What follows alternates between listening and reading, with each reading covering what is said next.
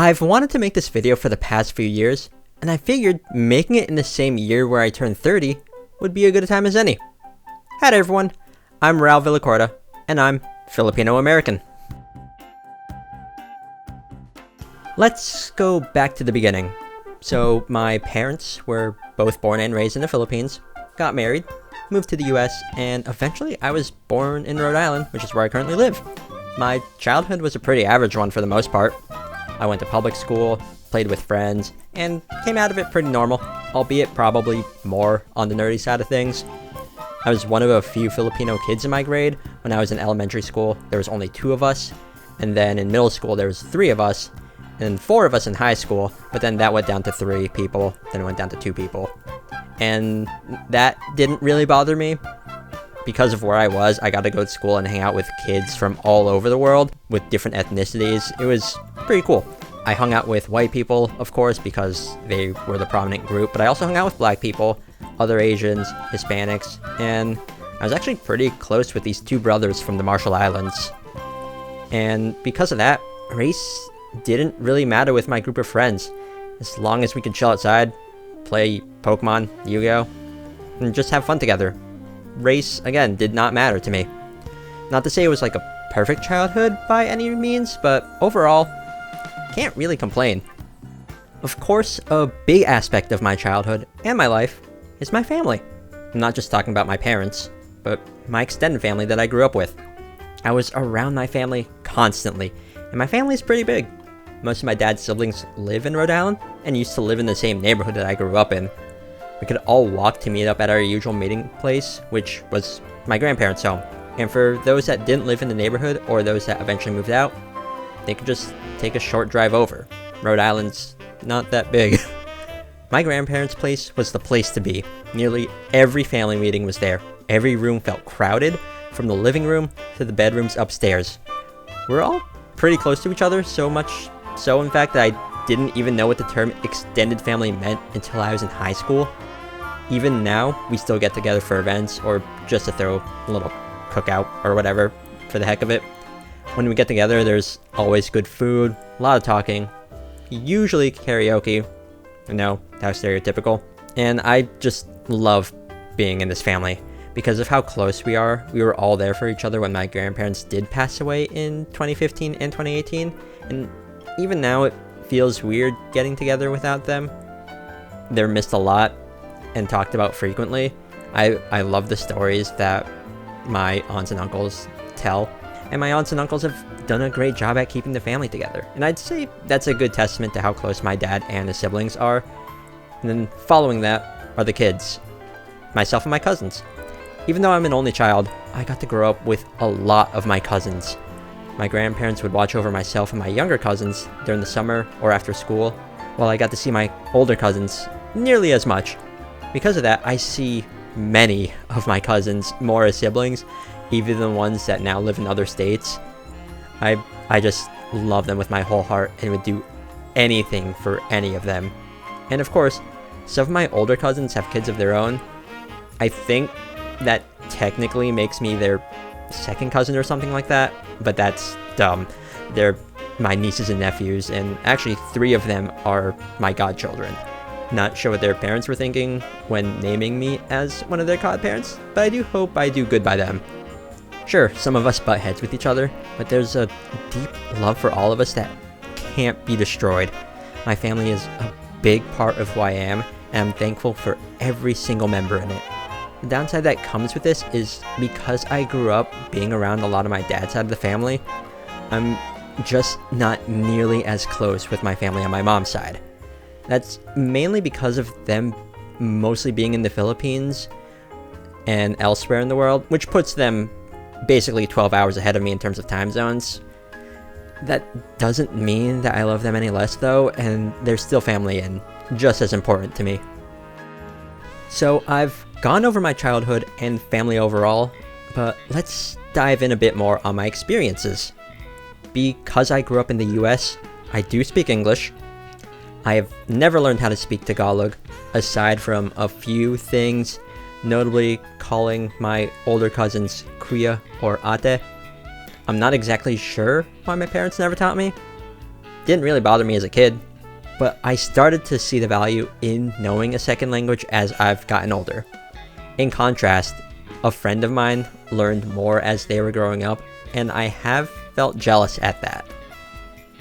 My aunts and uncles like to speak Tagalog, or rather Pangasinan, when speaking to each other, and I can never understand what's being said, and would have to ask if I really wanted to know.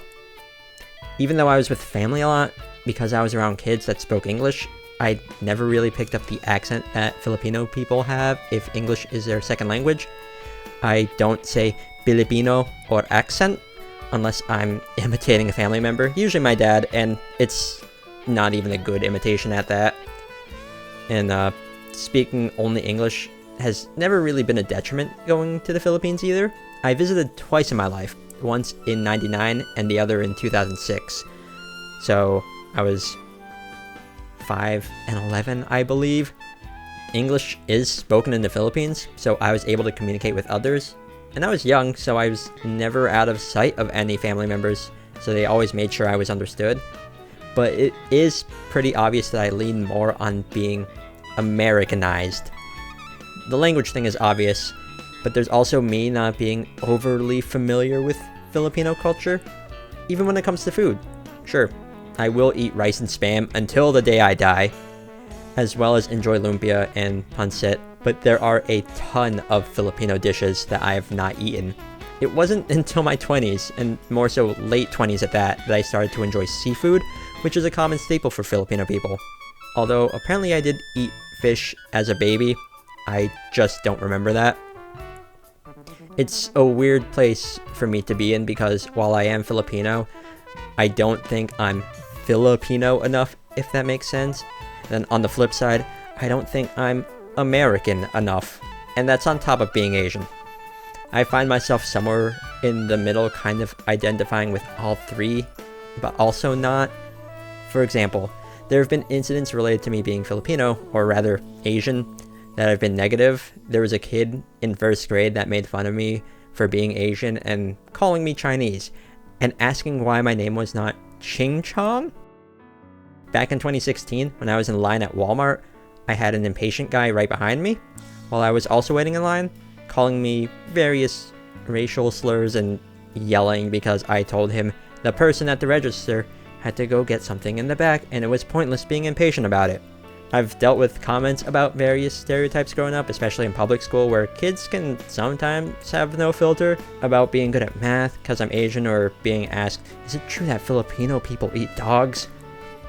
On the flip side, being American has also been weird for me sometimes. Sometimes I feel looked down upon when I tell other Filipino people that I don't speak Tagalog.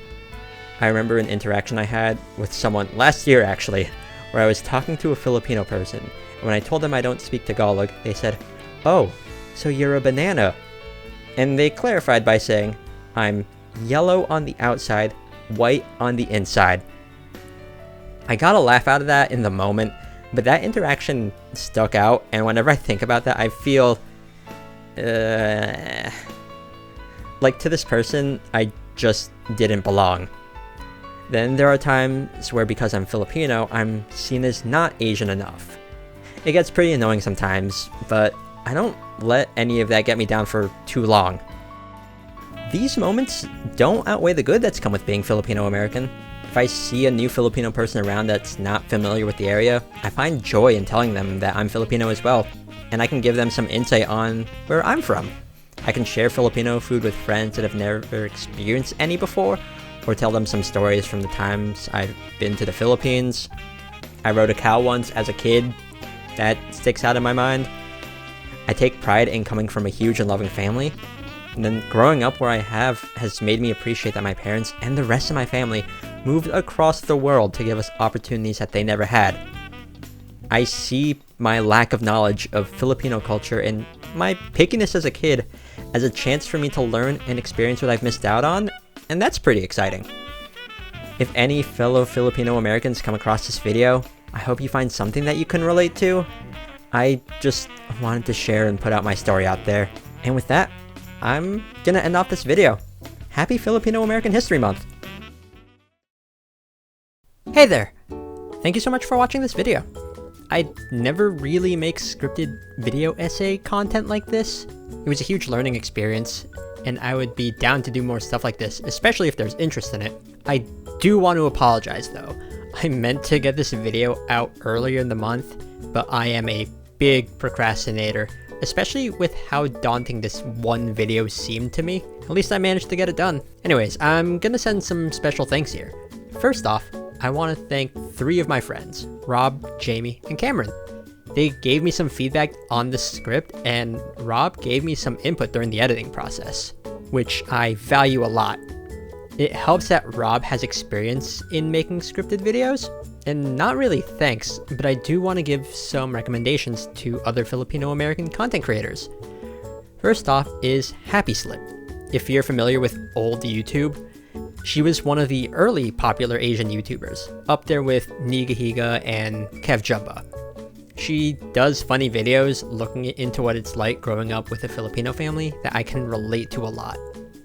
The next person I'm going to be recommending is Insane in the Rain.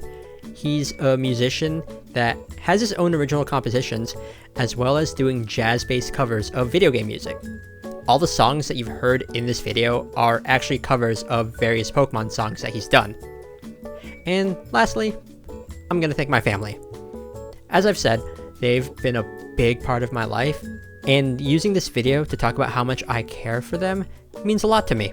Those in my family that know I make videos have been very supportive, and I'm thankful for them. Thank you again, and if you're new to my channel, feel free to check it out. I mainly vlog and I do Let's Plays, but I'm not opposed to doing stuff like this in the future, and if any of you enjoyed this video, I would appreciate it if you liked, commented, and subscribed. Feels really weird to say that because I don't say that at all in my videos, but yeah. See y'all later.